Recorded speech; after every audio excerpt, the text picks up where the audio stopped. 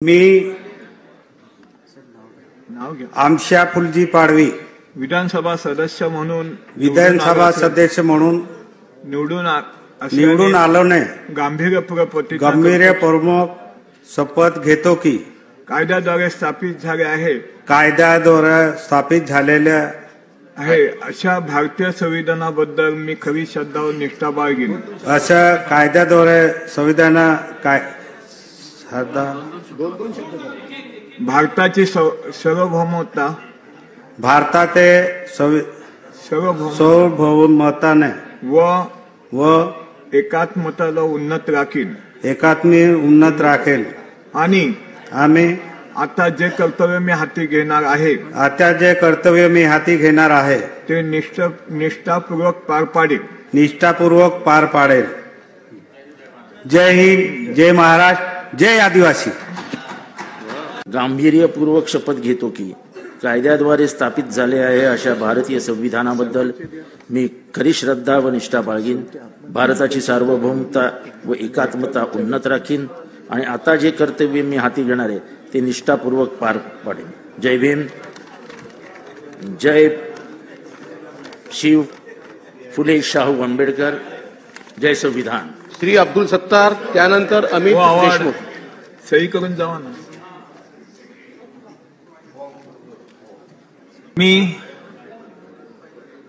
हिंदुहृदय सम्राट शिवसेना प्रमुख माननीय बाळासाहेब ठाकरे यांना वंदन करून मी सुनील सौभाग्यवती जयश्री वामन प्रभू विधानसभेचा सदस्य म्हणून निवडून आलो असल्याने ईश्वर साक्ष शपथ घेतो की कायद्याद्वारे स्थापित झाले आहे अशा भारतीय संविधानाबद्दल मी खरी श्रद्धा व निष्ठा बाळगीन, भारताची सार्वभौमता व एकात्मता उन्नत राखीन आणि आता जे कर्तव्य मी हाती घेणार आहे ते निष्ठापूर्वक पार पाडेन।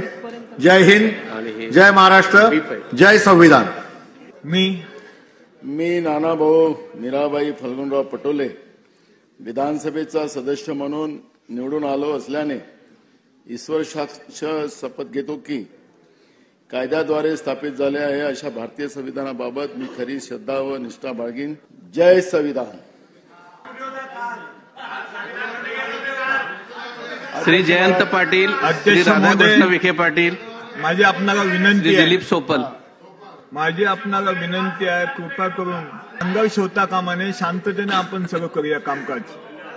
मला याला सांगा सागरला आपण दुर्लक्ष करा थोडा।